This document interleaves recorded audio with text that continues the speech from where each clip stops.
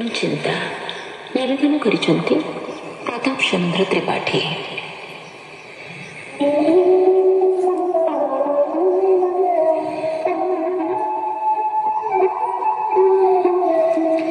तत्काले महापूजा क्रियते या च वार्षिकी तस्यां ममेतन महात्म्यं श्रुत्वा भक्ति समन्विता।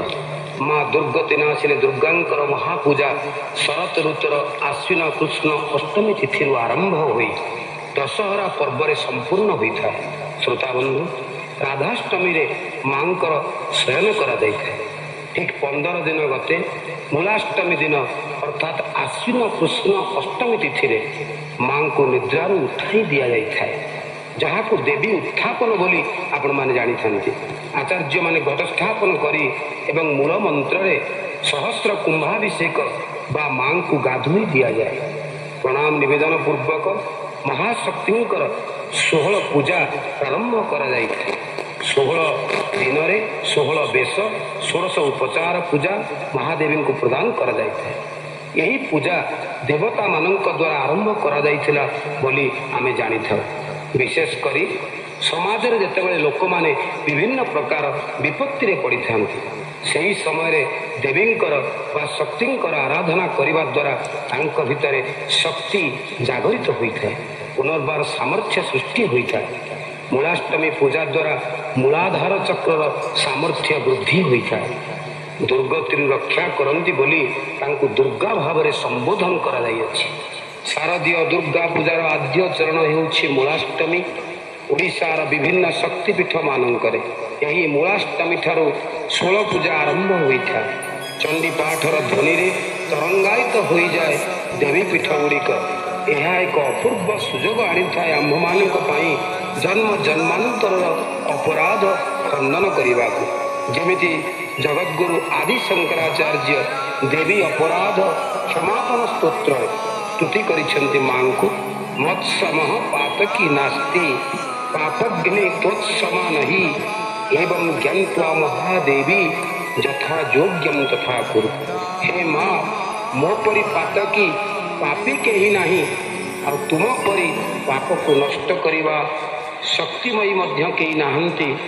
यही भावना रे मु जेमिति योग्य मते सही कृपा करंतु एवं मो सहित ये जगतर कल्याण करंतु, यही प्रार्थना भक्तटी मां पाखरे रखुछि। यही मूलाष्टमी रे पार्वणर आरंभ सहित गृहिणी माने द्युति वाहन ओषा करिथांती। यही उपलक्षे विभिन्न प्रकार पनीपरिबा एवं गजा मुग बुट इत्यादि समाहार रे गृही लोक माने घांट तरकारी करिथांती। यह अत्यंत स्वाद संपन्न अटे एवं आम परंपरा सहित जड़ित अटे।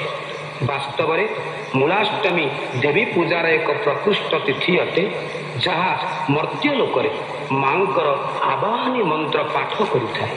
देहि सौभाग्यम आरोग्यम देहि में परमं सुखम रूपम देहि जयम देहि जसो देहि दिशो देहि। हे माँ, तुम्हें ही जगतर आधारभूता सर्वस्वरूपे सर्वे से सर्वशक्ति समन्विते भयभ्य त्राहिनो देवी दुर्गे देवी नमस्तुते।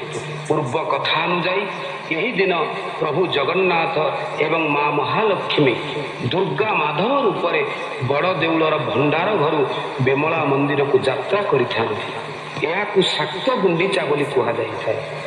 मूलाष्टमी होउछि आम्भमानक पई कृपा और आशीर्वादर पर्व अटे। कहिबाकु गले या देवी सर्वभूतेषु शक्ति रूपेण संस्थिता नमस्तस्यै नमस्तस्यै नमस्तस्यै नमो नमः। मां को पाखरु प्रचंड शक्ति संतान माने पाई थांती। शक्ति प्राप्तिर अर्थ नुहे अन्य को पीड़ा देवा बा कष्ट देवा, बाहुबल प्रयोग करी अराजकता सृष्टि करबा। वर्तमान समाज रे घटुथिबा नारी निर्यातना को दूर करी देवी स्वरूप रे मातृ भावना रे नारी माननकु सुरक्षा प्रदान करिबा हेउछि वास्तव रे शक्तिंकर आराधना। जस कीर्ति आयु आरोग्य लाभ पाई मूलाष्टमी रे आमे माने मां को धरा पृष्ठ को स्वागत करिबा सहित पूजार्चना करिबा उचित। जय जगदम्बा।